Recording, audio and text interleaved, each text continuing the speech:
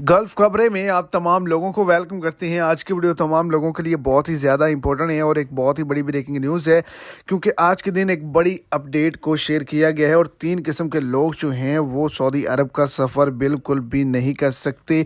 तो एक बड़ी अपडेट जो है वो शेयर की गई है। 1 नवंबर से तमाम लोगों को वार्निंग भी जारी की गई है कि सफ़र से पहले ये वीडियो लाजमी तौर पर आप देख लें, ताकि आपका एक बड़ा नुकसान जो है वो ना हो। तो वीडियो की तफसीलात को जानने के लिए वीडियो को एंड तक देखें, ताकि आपको तमाम डिटेल्स की अच्छे से समझ आ सके। और अगर इस चैनल पर आप फर्स्ट टाइम आए तो लाजमी से चैनल को सब्सक्राइब करें, वीडियो को लाइक करें और अपने दोस्तों तक इसको ज़्यादा से ज़्यादा शेयर करें।